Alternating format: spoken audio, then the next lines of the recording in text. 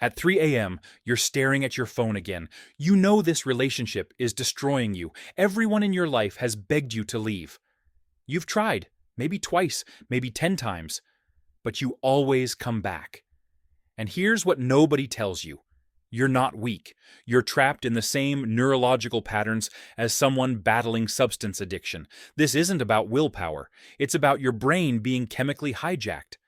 And understanding these psychological mechanisms is your first step to freedom. The addiction. Your brain can't resist. The invisible chains keeping you trapped have a name: trauma bonding. This creates one of the strongest emotional attachments humans can experience, often stronger than healthy relationships. Here's why. Imagine someone gives you a gift daily at the same time. Nice, but predictable. Now, imagine someone who ignores you for days, makes you feel worthless, then suddenly appears with flowers, tears, and apologies.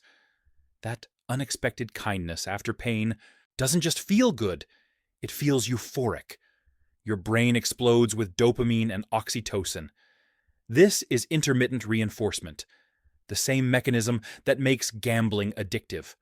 The unpredictability is crucial. Your brain hyperfocuses on chasing the next good moment, never knowing when it'll come. You keep pulling the lever, convinced the next time will be different. But there's something darker. 2026 research confirms that the relief when abuse ends and the honeymoon phase begins creates an even more intense neurochemical response than consistent love ever could. It's not the kindness that hooks you, it's the contrast. The shift from pain to relief, fear to safety, worthlessness to being loved. Your nervous system experiences this as survival, creating a biochemical addiction through repeated cycles of abuse and reconciliation. The mental battlefield.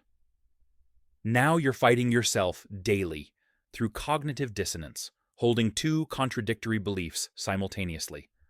I love this person versus this person is destroying me. Your brain can't handle this discomfort, so it rewrites reality. You minimize. It wasn't that bad. You blame yourself. If I hadn't said that. You rationalize. They had a hard childhood. This is your brain's defense mechanism, not denial or naivety. But your partner amplifies this through gaslighting, which systematically destroys your ability to trust your own reality. They tell you conversations never happened, you're crazy, you're too sensitive. They deny, twist, and project. Over time, you can't trust your memory, feelings, or judgment. If you can't trust yourself, how can you decide to leave? You second-guess everything. This self-doubt becomes another chain. You're no longer confident enough in your own perception to act. The investment trap.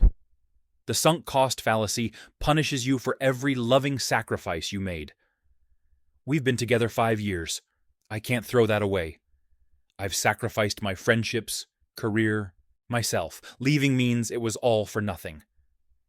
You've also built a future vision, marriage, children, growing old together. Leaving doesn't just end the present. It obliterates the entire future you imagined. It means starting over, admitting failure. For many, staying in misery feels easier than facing that loss. Your commitment, which should be your strength, becomes weaponized against your well-being. Your childhood blueprint. This vulnerability often starts in childhood. If you grew up where love was inconsistent, conditional, or chaotic, your nervous system learned to associate intensity with intimacy and instability with normalcy. Familiarity isn't the same as healthy, but your brain doesn't know the difference. If you developed anxious attachment from inconsistently available caregivers, you learned that love requires constant effort and anxiety. You monitor others' emotions obsessively, fear abandonment above all else, and believe you must earn love. In adult relationships, the fear of being alone feels more terrifying than the pain of staying. If you experienced parentification, becoming the child who parented others, you developed compulsive fixing syndrome. You feel responsible for others' well-being at the expense of your own. When you encounter a partner who needs fixing, your childhood programming screams, "With enough love, I can change them. This isn't love. This is your wounded inner child trying to finally succeed at an impossible task, saving someone else to feel worthy of existing. The practical prison. Financial dependency creates genuine terror. If your partner controls money, if you can't work, have no savings or credit, where will I go isn't hypothetical. It's a logistical nightmare, potentially resulting in homelessness.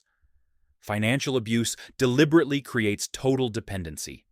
Social stigma compounds this. Pressure to make relationships work, no matter what, religious judgment, and fear of being seen as a failure. These aren't superficial concerns.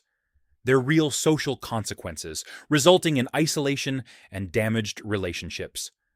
Finally, deliberate isolation, being slowly cut off from friends and family, leaves you with no one to validate your reality, offer help, or provide escape routes. The path forward.